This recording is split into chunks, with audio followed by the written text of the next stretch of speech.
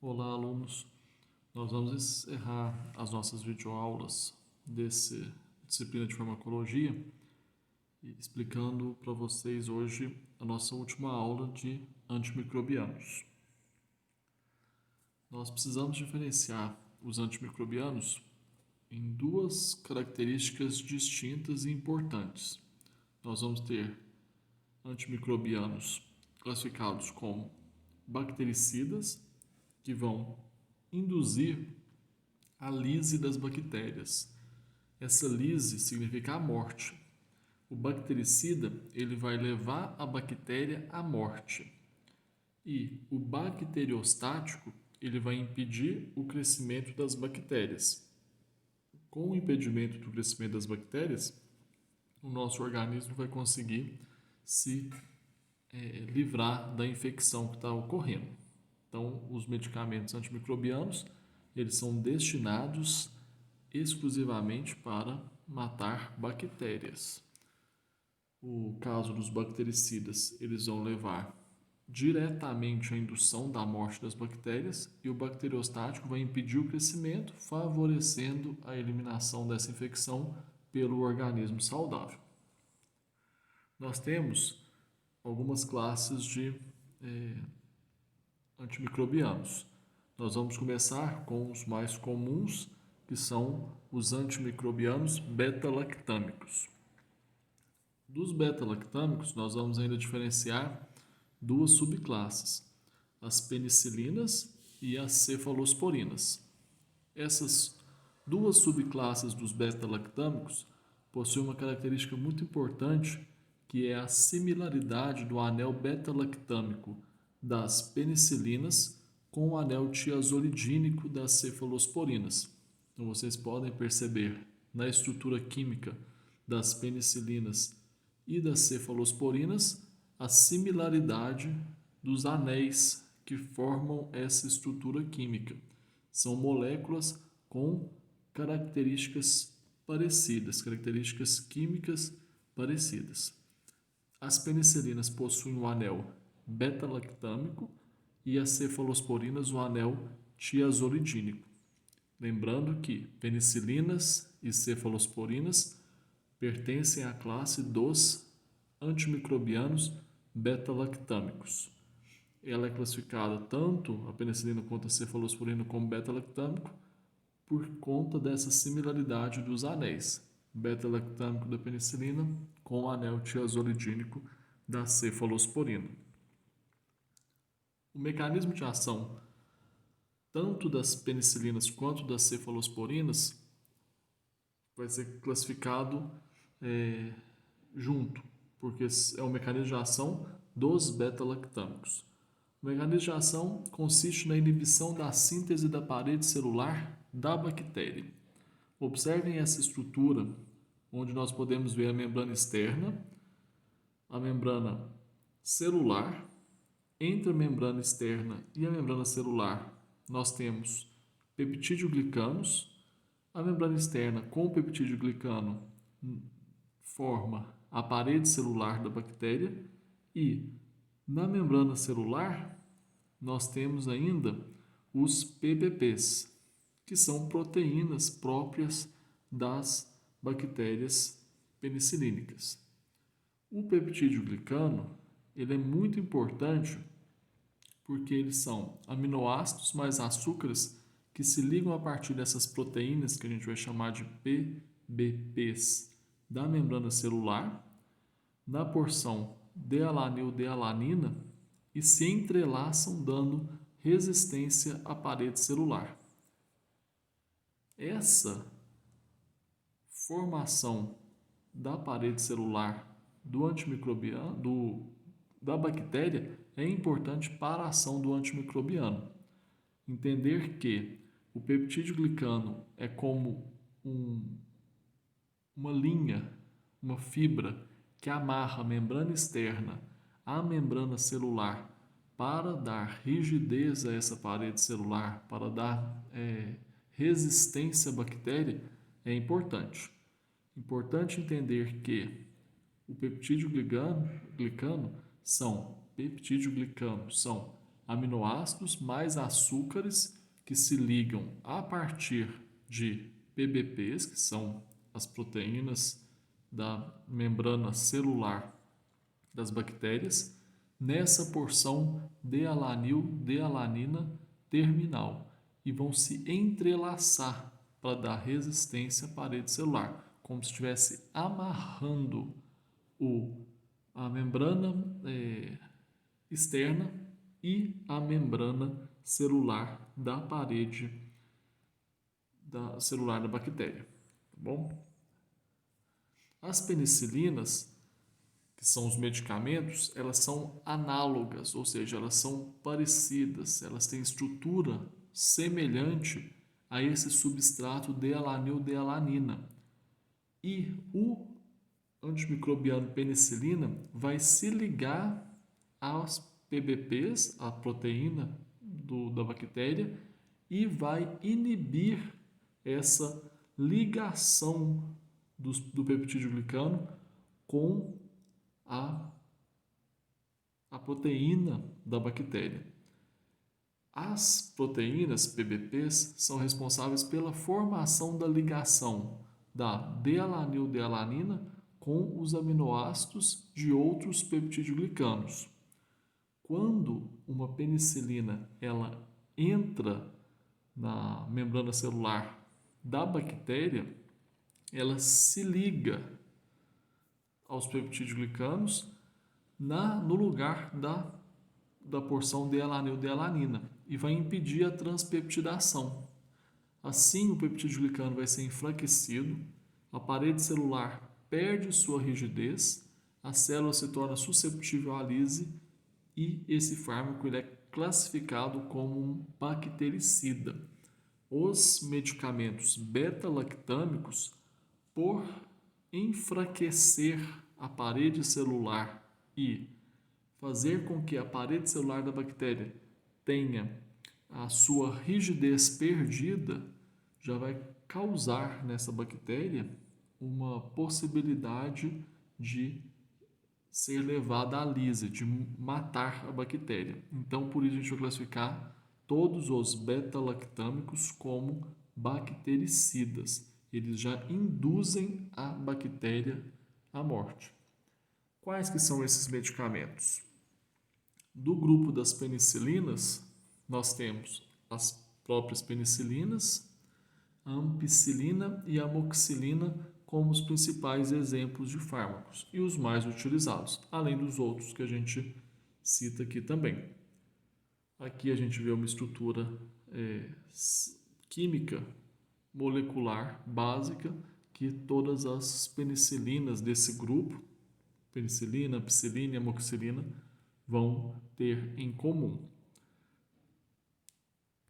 Na questão da administração dessas penicilinas, nós temos a possibilidade de administrar por via intramuscular, como por exemplo sais de benzatina e procaína, né, que vão gerar dor local, por via endovenosa e por via oral, sendo que a maior absorção é em meio menos ácido, de 1 a 2 horas antes ou após as refeições, que seria o horário ideal para poder tomar essas penicilinas por via oral. Essas penicilinas, elas têm uma resistência importante. Elas modificam os PBPs da bactéria, as proteínas da bactéria, gerando mutações espontâneas no DNA bacteriano. Assim, podem causar uma inativação do antibiótico por uma enzima chamada beta-lactamase. A beta-lactamase ela está presente entre a membrana celular e os peptidoglicanos. Ela é sintetizada pela bactéria e ela atua clivando ou inativando o anel beta-lactâmico das penicilinas e assim automaticamente vai inativar o antibiótico. Então, as penicilinas têm essa classificação, essa característica importante de resistência pela beta-lactamase produzida pela própria bactéria que está causando a infecção. Quando a bactéria ela produz a beta-lactamase, ela vai inativar o medicamento, porque lembrem que a penicilina tem na sua estrutura um anel beta-lactâmico. Quando você toma uma penicilina, pode ser qualquer uma dessas, principalmente a ampicilina e a amoxicilina, que são os principais exemplos, e a bactéria ela é resistente porque produz a beta-lactamase, essa beta-lactamase produzida pela bactéria vai direto no antibiótico que você acabou de tomar, vai clivar ou vai modificar, destruir esse anel beta-lactâmico e vai inativar o antibiótico, causando uma resistência bacteriana importante e fazendo com que a infecção continue aumentando. É importante esse mecanismo de resistência porque ele acontece com muita frequência nas penicilinas. Por isso, nós temos algumas alternativas para reduzir essa resistência às penicilinas, como, por exemplo, o uso de inibidores da beta-lactamase. Os principais exemplos de inibidor de beta-lactamase são o ácido clavulânico, a sulbactama e a tazobactama. Esses inibidores da beta-lactamase possuem uma grande semelhança com a estrutura dos anéis beta-lactâmicos, mas eles não possuem ação antibacteriana importante, pelo contrário, a ação antibacteriana dele é muito fraca. Mas, em compensação, esses inibidores da beta-lactamase possuem uma forte interação com as beta-lactamases produzidas pelas bactérias. E, devido a essa forte interação, esses medicamentos vão inativar as beta-lactamases que estão sendo liberadas pela bactéria que está causando a infecção. Assim, como o inibidor de beta-lactamase inativa a beta-lactamase produzida pela bactéria, ocorre uma proteção das penicilinas contra a quebra do anel beta-lactâmico. Quando você toma, por exemplo, só uma amoxicilina, se a bactéria produziu beta-lactamase que clivou o anel beta-lactâmico da amoxicilina e inativou o fármaco, a bactéria continua crescendo, multiplicando e causando infecção. Imagine que, em vez de tomar apenas amoxicilina, você tem uma prescrição de amoxicilina mais clavulanato de potássio, que o clavulanato de potássio, no caso, é o ácido clavulânico, que é o inibidor de beta-lactamase. Como que esse medicamento vai agir? O clavulanato de potássio, ele vai se apresentar primeiramente à bactéria, ter uma forte interação com a beta-lactamase produzida pela bactéria, enquanto ele está tendo essa interação com a beta-lactamase, inativando a beta-lactamase, a amoxicilina que entrou junto com ele no medicamento vai poder fazer seu efeito. Porque a interação com a beta-lactamase produzida pela bactéria é maior com o clavulanato de potássio do que com a amoxicilina. Por isso se usa essa combinação. Nenhum desses inibidores da beta-lactamase possuem ação antibacteriana importante, mas eles agem como promotor da ação da penicilina, porque eles vão na frente inativando as beta-lactamases para que as penicilinas se mantenham íntegras para poder conseguir fazer o efeito de matar a bactéria, porque no caso as penicilinas são bactericidas. Exemplo dessa associação: penicilina mais inibidor de beta-lactamase, amoxicilina com clavulanato de potássio, ampicilina mais sulbactama sódica, piperacilina mais tazobactama sódica e amoxicilina com sulbactama sódica. Todos esses são exemplos que a gente usa junto, uma penicilina e um inibidor da beta-lactamase, para que a penicilina possa ter o seu efeito quando o inibidor de beta-lactamase consegue inativar as beta-lactamases produzidas pelas bactérias, tá bom? A outra subclasse dos beta-lactâmicos são as cefalosporinas. Nós temos primeira, segunda e terceira geração principalmente, apesar que hoje já tem mais gerações surgindo no mercado em pesquisa, mas as mais comuns são da primeira geração a cefalotina e a cefalexina. A segunda geração, o cefaclor, e a terceira geração, principalmente a ceftriaxona. Vocês vão ter muito contato com ela no ambiente hospitalar. A estrutura básica das cefalosporinas tem grande similaridade com as penicilinas. Só que as cefalosporinas possuem uma resistência maior ao ataque das beta-lactamases, já que as beta-lactamases produzidas pela bactéria têm maior atividade contra o anel beta-lactâmico das penicilinas e uma atividade muito menor em relação ao anel tiazolidínico das cefalosporinas. Por isso, as cefalosporinas possuem uma resistência muito superior às penicilinas ao ataque das beta-lactamases produzidas pelas bactérias. Tem um espectro mais amplo do que as penicilinas, como a primeira geração tem uma melhor ação contra bactérias gram-positivas e segunda e terceira geração tem uma forte ação contra gram-negativa e menor contra gram-positivo. Por isso é importante também ali a gente associar exames adicionais para a gente poder ter uma especificidade maior de qual antibiótico que vai usar. Por isso é importante muitas vezes fazer cultura ou fazer a coloração de gram para poder saber se a bactéria é gram-positiva ou gram-negativa e na cultura para identificar qual a bactéria presente e qual antimicrobiano é capaz de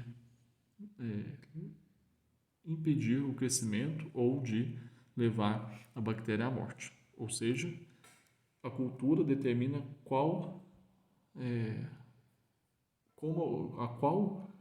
antimicrobiano a bactéria é sensível e a qual antimicrobiano a bactéria é resistente. Por isso são exames importantes para poder que a gente deve ter sempre possibilidade de fazer para poder lançar mão do medicamento correto. A administração pode ser por via endovenosa, intramuscular e via oral também. Cefalosporina de terceira geração tem uma melhor passagem pela barreira hematoencefálica e comumente é utilizada em meningites, principalmente por pneumococos e meningococos. Ceftriaxona e cefixima é a primeira escolha para gonorreia porque tem um amplo espectro contra Neisseria gonorrhoeae. Então, a gente tem aqui já medicamentos que são utilizados especificamente para alguns tipos de infecção. A gente já sabe que vai ter uma sensibilidade maior da bactéria por esses antimicrobianos. Outra classe são inibidores da síntese de parede celular.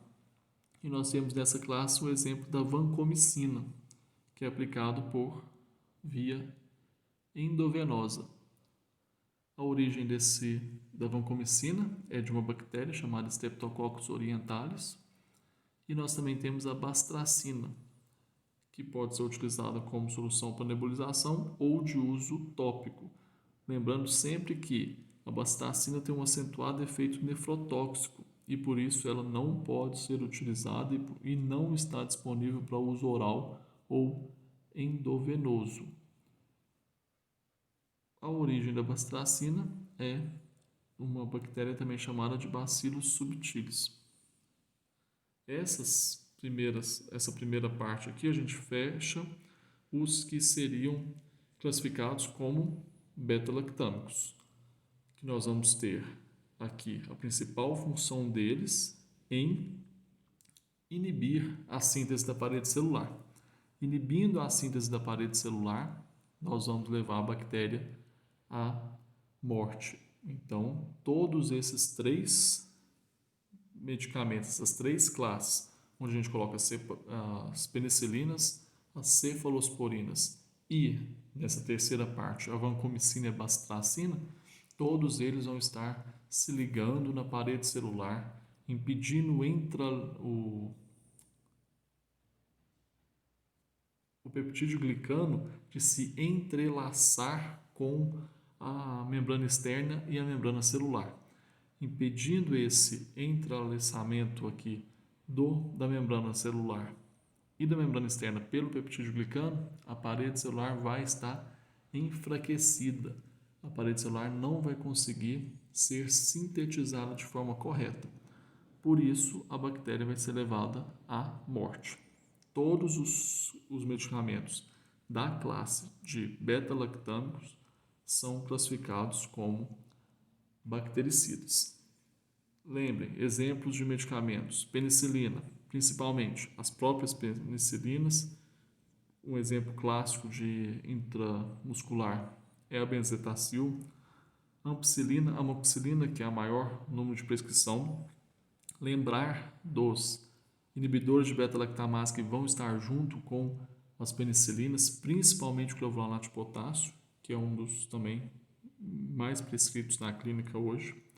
As cefalosporinas, que vão ser muito utilizadas em ambiente hospitalar, cefalotina, cefalexina, cefaclor, ceftriaxona, muito utilizado. E, por fim, lembrar da vancomicina, por via endovenosa, que também é muito utilizado no ambiente hospitalar. E lembrar que a bacitracina, hoje ela está disponível principalmente em uso tópico, porque ela não pode, de forma nenhuma, devido ao seu efeito nefrotóxico, ser administrado por via endovenosa ou por via oral. Todos essas três classes, essas três subclasses que compõem os beta-lactâmicos, são inibidores da síntese da parede celular, são todos bactericidas. Tá bom? Passando para as próximas classes. Nós temos clorafenicol, que o mecanismo de ação do clorafenicol é a inibição da síntese de proteína microbiana. Nós temos duas subunidades nos ribossomos bacterianos. Uma subunidade chamada subunidade 30S e outra chamada de subunidade 50S. Cada medicamento, diferente que a gente vai ver a partir daqui, vai se ligar ou no 50S ou no 30S para exclusivamente inibir e impedir a síntese de proteínas microbianas. Se a gente impede a síntese de proteína microbiana, a gente impede a ligação do RNA com o ribossomo. Se isso acontece, a gente vai levar a célula a não produzir nutrientes e a não conseguir se multiplicar. Nós vamos impedir a síntese de proteína, impedir a ligação de RNA, não vai conseguir nutrir aquela bactéria e não vai conseguir multiplicar aquela colônia. Nós, ao tomar esse medicamento, o clorafenicol no caso, ele não está induzindo diretamente a célula bacteriana à morte. Ele está causando uma diminuição do crescimento daquela colônia bacteriana. Ela está impedindo o crescimento das bactérias. Por isso, o clorafenicol ele é classificado como um bacteriostático. O clorafenicol ele possui um amplo espectro tanto para gram-positivo e gram-negativo. É utilizado em infecções graves como o tratamento de septicemia e meningite. Tem reações adversas importantes como a depressão da medula óssea, por isso é necessário monitoração com contagem periódica das células sanguíneas. Tem que ter cuidado por conta do amplo espectro que a gente pode ter redução da microbiota, principalmente microbiota intestinal. É contraindicado na gravidez e neonatos devido à depressão da medula óssea e dificuldade da excreção em recém-nascidos. Em recém-nascido pode haver acúmulo de droga do clorafenicol e do metabólito do clorafenicol no fígado e nos rins. E existe uma síndrome chamada de síndrome do bebê cinzento, caracterizada por hipotermia e vômito, que é causada pelo uso de clorafenicol. Na insuficiência renal e hepática, tem que fazer monitoração, mas não tem contraindicação. Contraindicação do clorofenicol se dá para gravidez e neonatos. E sempre associar a síndrome do bebê cinzento com o possível uso de clorofenicol. O risco de resistência ao clorofenicol é a produção da clorofenicol acetiltransferase codificada por plasmídeos bacterianos que vão inativar o fármaco. O risco de resistência se dá realmente pela bactéria conseguir inativar o medicamento. É um risco importante, por isso que por esse amplo espectro que o clorofenicol tem, deve ser utilizado com cuidado para não criar resistência. Próximo medicamento, próxima classe, são as tetraciclinas. Principais representantes dela é a própria tetraciclina, mas também a doxiciclina e a minoxiclina. Todos esses aqui são classificados como tetraciclinas. Podem ser administrados por via oral, intramuscular e endovenosa. O mecanismo de ação das tetraciclinas difere do clorofenicol, porque enquanto o clorofenicol ligava a subunidade 50S do ribossomo bacteriano, as tetraciclinas se ligam à subunidade 30S. Então, clorofenicol 50S, tetraciclina 30S. Mas o mecanismo de ação é o mesmo: impedir a ligação do RNA com o ribossomo, impedir a síntese de proteínas bacterianas, impedir com que aquela bactéria cresça e se multiplique.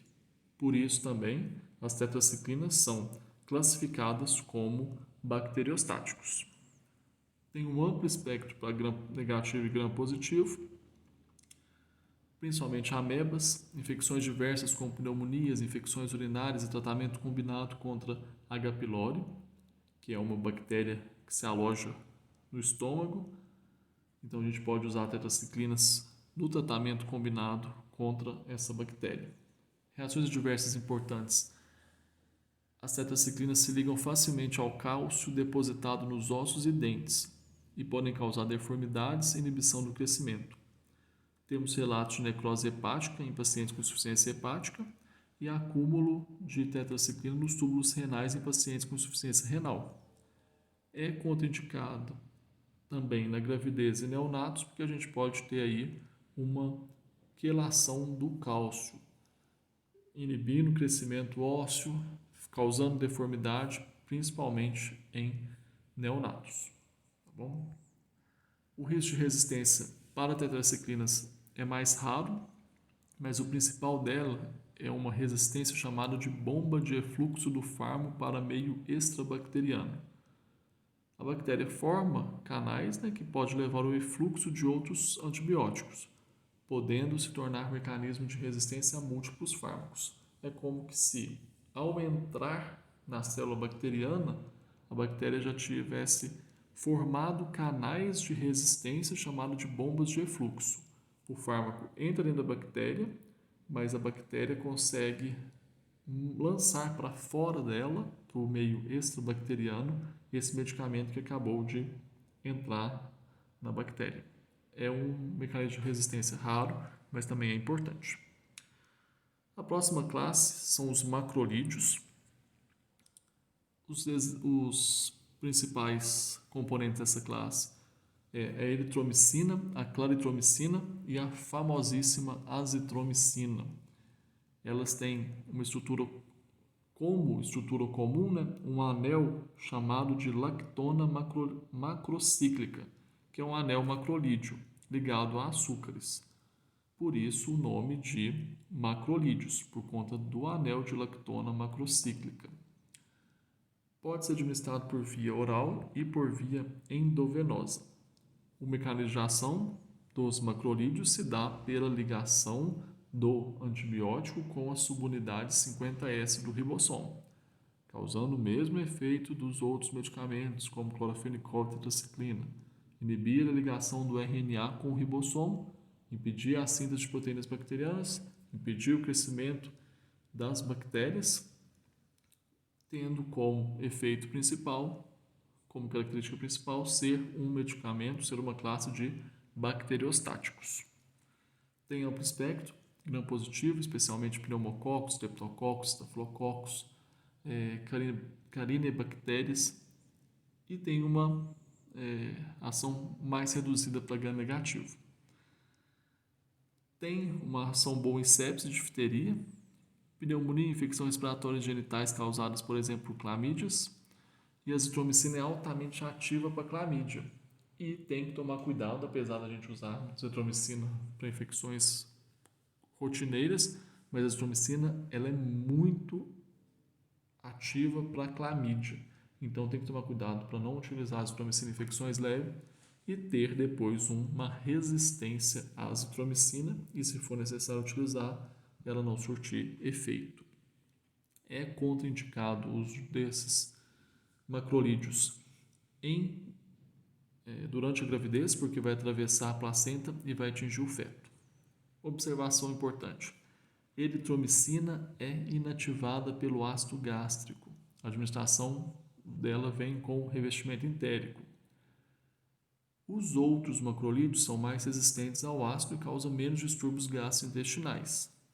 A gente precisa ter aí, como durante a alimentação a gente tem uma ativação da produção de ácido gástrico, é importante tomar os medicamentos macrolíticos também com intervalo de tempo para das refeições, como por exemplo 1 hora antes ou 2 horas após refeições, para a gente poder ter uma ação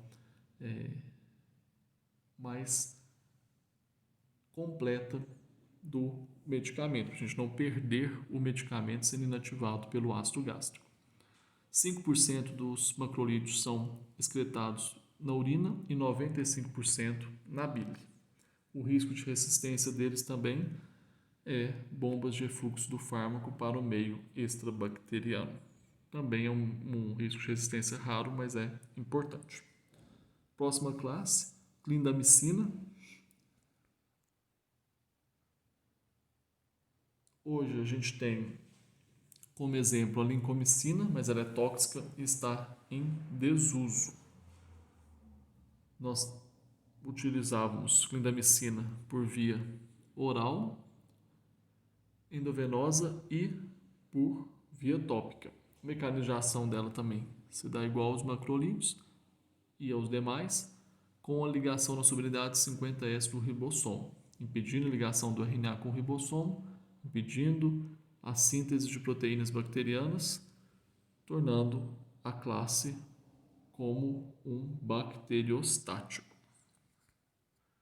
Tem amplo espectro para gram-positivo, especialmente pneumococos, streptococcus, stafilococos. Grande parte das bactérias gram-negativas são resistentes à clindamicina. Lembrando que a gente usa dessa classe a clindamicina, porque a lincomicina a gente não está utilizando mais pela toxicidade.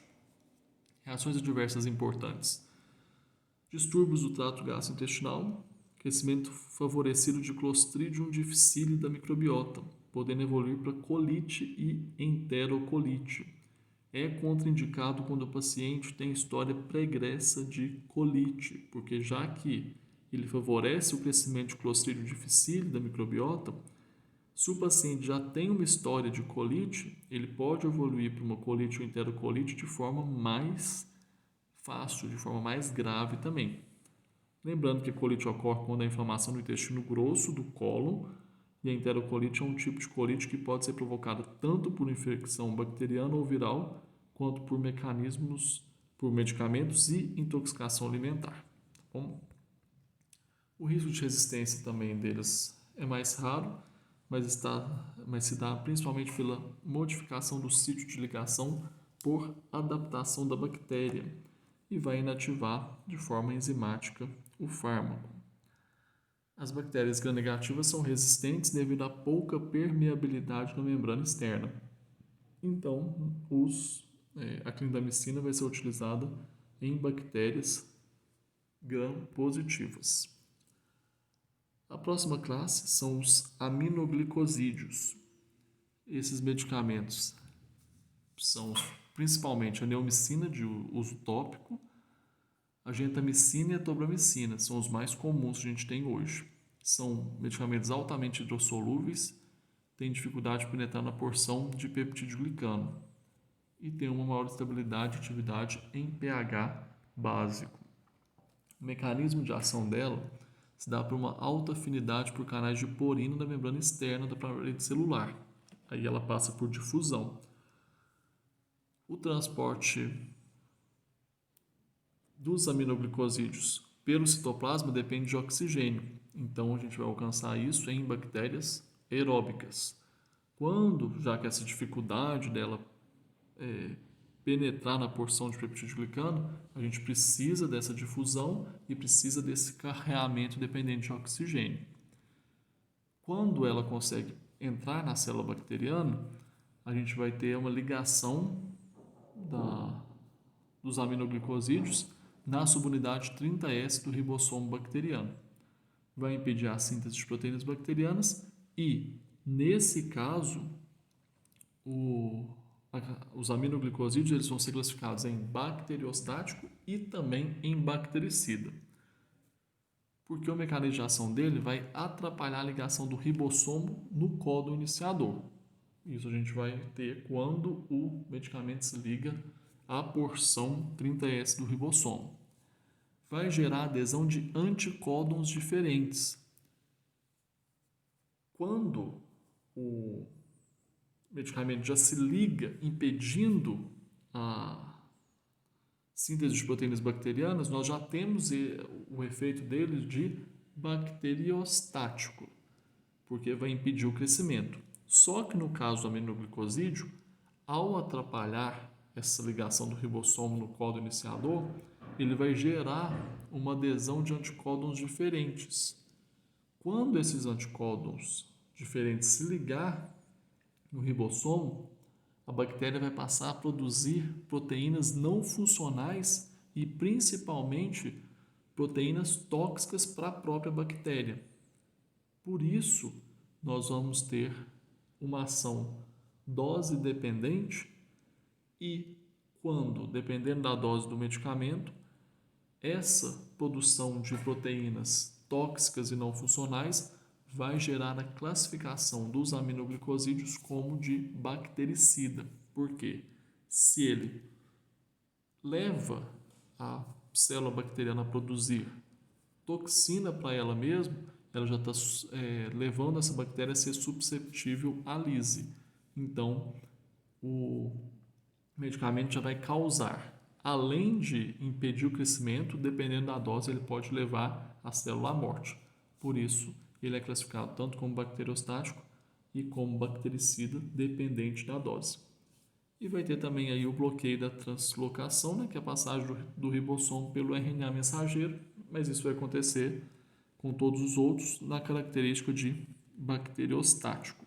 A característica bactericida dos aminoglicosídeos se dá pela produção de proteína não funcional e principalmente pela produção de proteínas tóxicas para a bactéria. Bom, lembra que aminoglicosídeo, dependendo da dose, também vai ser bactericida. Espectro dos aminoglicosídeos. Bactéria gram-negativa, principalmente entéricas, pouco efeito contra gram-positivo. Sepse, endocardite, em associação com penicilina, tuberculose, principalmente contra cepas gram-negativas, resistente a outros antibióticos.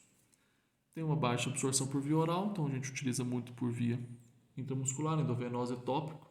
Protocolo preferido: dose única diária, infusão lenta, efeito pós-antibiótico, onde continua agindo após o tempo estimado de ação. Tem reação adversa importante como nefrotoxicidade em doses altas, excreção renal e possibilidade de acúmulo de metabólitos. E uma característica muito marcante de aminoglicosídeos é a ototoxicidade. O paciente que às vezes está sendo medicado com aminoglicosídeo pode relatar para vocês zumbido ou perda auditiva por uma lesão auditiva. Então é importante sempre associar essas questões de ototoxicidade com o tratamento por aminoglicosídeos. Okay? A outra classe são as sulfonamidas. Quais são os exemplos dessa classe, os representantes dela? Principalmente a sulfadiazina e o sulfametoxazol. O mecanismo de ação dele é bacteriostático. O mecanismo ele é interessante que ele se dá na cascata de reação de formação da produção de purinas e de síntese de ácidos nucleicos para a formação do DNA e da manutenção celular da bactéria. Os micro-organismos precisam da captação do PABA. Para isso, eles utilizam uma enzima chamada de hidropteroato sintetase para poder formar o ácido dihidrofólico. Depois dele, uma outra enzima vai passar a participar, que é o dihidrofolato redutase, para a formação de ácido tetrahidrofólico. Quando essa cascata é completa, vai ter a produção de purina e síntese de ácidos nucleicos. O antibiótico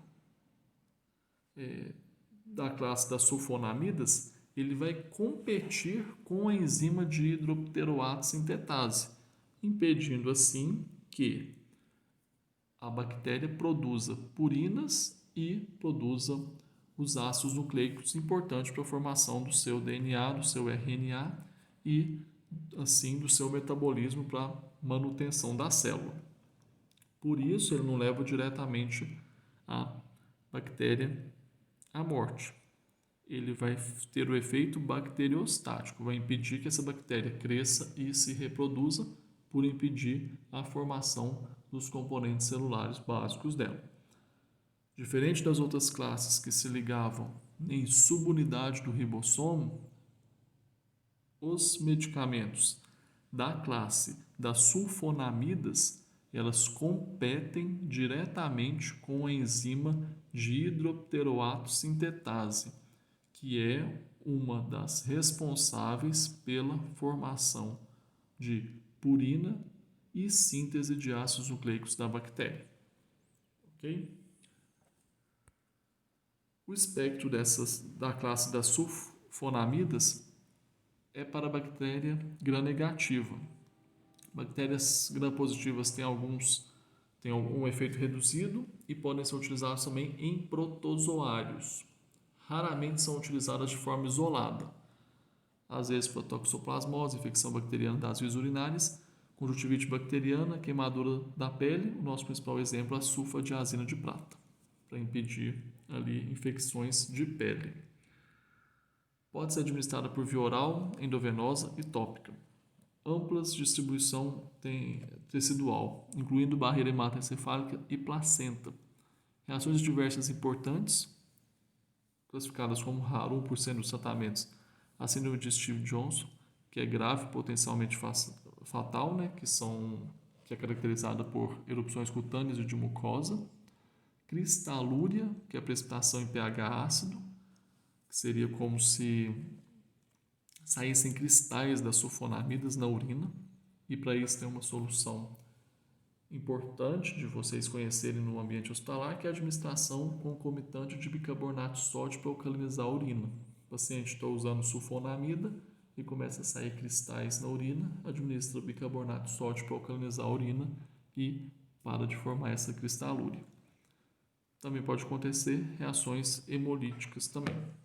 Risco de resistência, produção excessiva de PABA e de hidropteroato sintetase, que vai restabelecer a formação de ácidos nucleicos e não vai impedir o crescimento das bactérias. Enquanto a bactéria não aumentar a produção de PABA e da enzima de hidropteroato sintetase, o medicamento competindo com dihidropteroato sintetase vai conseguir inibir a formação de ácidos nucleicos e purinas, impedindo o crescimento da bactéria. A outra classe que vai agir muito diretamente aqui com as sulfonamidas é a trimetoprima.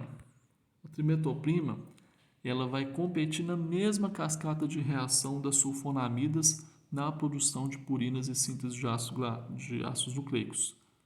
A diferença é que, enquanto os sulfonamidas compete com o dihidropteroato sintetase, a trimetoprima vai competir com o dihidrofolato redutase. Esses medicamentos, sulfonamida e trimetoprima, podem ser utilizados em conjunto, porque enquanto o sulfonamidas está competindo com dihidropteroato sintetase, o que pode ainda resistir e continuar formando purinas e ácidos nucleicos vai ser impedido pela administração concomitante da trimetoprima.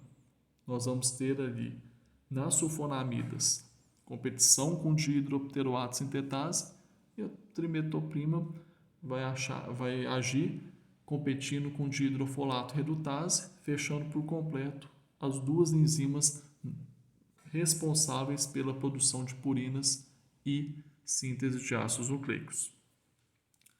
Tem o mesmo espectro de ação das sulfonamidas. Quando o paciente fala que tem alergia a sulfas, tem que lembrar que o paciente tem alergia a sulfonamidas, ok? Bactéria gram-negativa, bactéria gram-positiva um pouco menos. Raramente são utilizados de forma isolada. Infecções bacterianas das vias urinárias pode usar 100 mg 2 vezes por dia. E o mais comum é utilizar sulfametoxazol, que é uma sulfonamida mais trimetoprima. Vai ser utilizada para pneumonia, shigelose, salmonelose, infecções complicadas do trato urinário e sepse. Muitas cepas de E. coli e pneumococos já são resistentes a essa associação, por isso a gente quase não usa mais em E. coli e alguns pneumococos a sulfametoxazol com trimetoprima, porque essa característica de competição pelas enzimas dihidropteroato sintetase e dihidrofolato redutase já vão estar resistentes à maioria dessas bactérias E. coli e pneumococos. Aí quase já não utiliza nesses casos, mas ainda é muito utilizado, principalmente em infecções intestinais e infecções urinárias. O famoso Bactrim, que é sulfametoxazol mais trimetoprima. Okay? Pode ser administrado por via oral ou endovenosa, tem ampla distribuição tecidual, incluindo barreira hematoencefálica e placenta, é mais lipossolúvel que as sulfas, tem o risco de resistência, pela produção excessiva de hidrofolato redutase, do mesmo jeito que sulfonamida tem o risco de resistência por produção excessiva da enzima dihidropteroato sintetase, a trimetoprima vai ter o risco de resistência pela produção excessiva de hidrofolato redutase, que vai restabelecer a formação de ácidos nucleicos. Pode também ocorrer redução da permeabilidade da membrana bacteriana, que também vai ser um mecanismo de resistência. Reação adversa importante é uma ação antifolato da trimetoprima, que vai prejudicar a proliferação de glóbulos no sangue.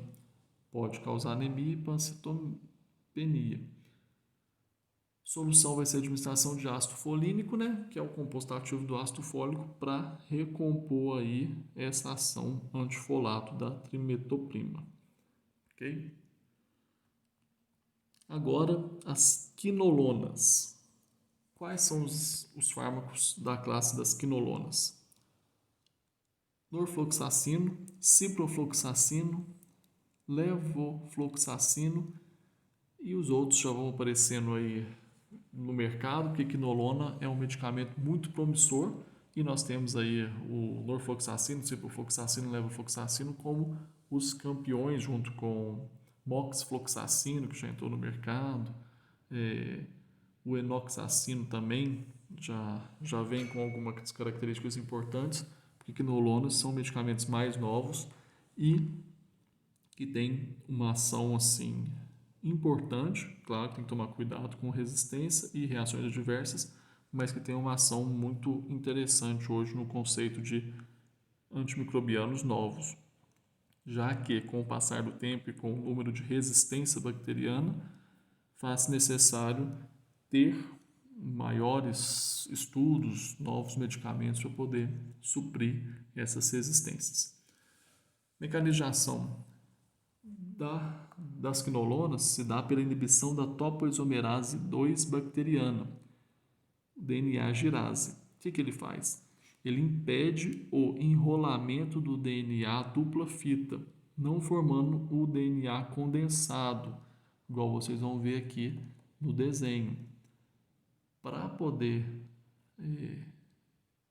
fazer o processo de reprodução, é necessária a ação dessa topoisomerase 2 bacteriana, dessa DNA girase.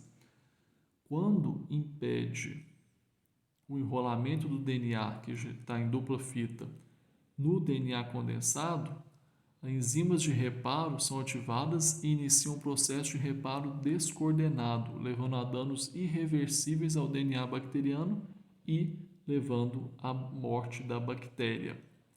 Além dessa inibição da DNA girase, que vai levar a danos irreversíveis no DNA bacteriano e levar à célula à morte, também ocorre a inibição da topoisomerase 4 bacteriana, que vai impedir a separação do DNA cromossômico nas células filhas. Ou seja, o mecanismo de ação da quinolona é duplo. Ele vai agir inibindo topoisomerase 2 e topoisomerase 4. Não vai permitir esse enrolamento do DNA para poder ser condensado e vai causar dano no DNA.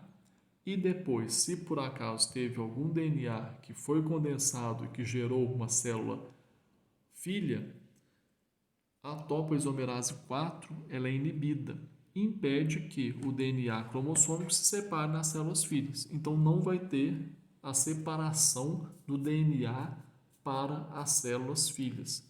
Então impede aí também a formação de novas bactérias. Tá? Esses fármacos eles são importantes em bactérias gram-negativas e menos em gram-positivas.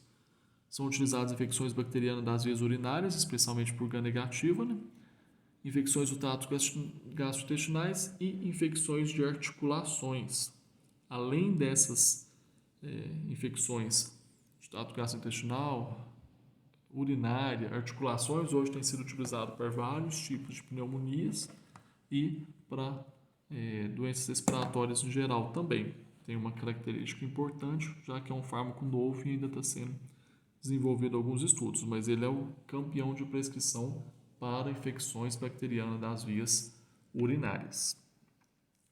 Vai ser administrado por via oral, tem reações adversas importantes, como cuidado com deposição hepática, cuidado na gravidez pela ausência de dados, já que é um medicamento novo, tem risco de resistência pela produção de DNA girase e topoisomerase 4 mutantes. Ou seja, como a gente inibe a topoisomerase 2, que é a DNA girase, e topoisomerase 4, a bactéria produz novas topoisomerase 2 e topoisomerase 4 mutante, fazendo com que a célula consiga condensar o DNA e consiga dividir as células filhas, dividir o DNA entre as células filhas. Pode também ter uma redução da permeabilidade da membrana bacteriana, impedindo a entrada do medicamento dentro da célula bacteriana, impedindo o efeito do medicamento. São muitos nomes, um material um pouco extenso, porque quimioterapia a gente tem uma quantidade muito grande de dados e muito estudo ainda para poder ser feito, porque bactéria, vírus são questões ainda muito complexas para a medicina e a gente precisa sempre estar evoluindo. Importante é vocês aí saberem diferenciar o que seria um fármaco bacteriostático, bactericida, entender um pouquinho da classe desses medicamentos, resistência, algumas interações, aí, algumas reações diversas importantes para poder ajudar o paciente na prática de enfermagem. Bom, qualquer dúvida pode mandar no e-mail, qualquer dúvida também pode mandar para a líder da turma, que ela repassa para mim e a gente responde assim que possível. Só para lembrar, entrega dos trabalhos todos, preferencialmente no colégio, se não for possível, todos os trabalhos enviados por e-mail até o dia 18, sexta-feira. Esse vídeo deve ser postado até sexta-feira, dia 4, e até a entrega dos trabalhos vocês terão 14 dias. Quem ainda não viu nenhuma aula, não assistiu, não teve ainda tempo para poder olhar nada, tem agora esses 14 dias para poder assistir essas aulas e fazer as atividades. Lembrando que as atividades que vão ser mais avaliadas são as atividades do trabalho de interação medicamentosa e do trabalho do texto que eu pedi sobre uso racional de medicamento e a prática da enfermagem. Então, esses trabalhos já foram enviados, o trabalho principalmente de interação medicamentosa já foi enviado já tem mais tempo, então vocês já devem estar adiantados nele. O texto é um texto que vocês têm que fazer já de uma vez, é um trabalho que vocês podem ficar fazendo dividido, porque o texto tem que ter um raciocínio para vocês explorarem essa ideia do uso racional de medicamento. E os demais trabalhos são algumas questões, principalmente múltipla escolha, que vocês, conseguindo assistir às videoaulas, vocês não terão dificuldade em fazer, não. Qualquer dúvida a gente está à disposição. E um grande abraço a todos e até a próxima.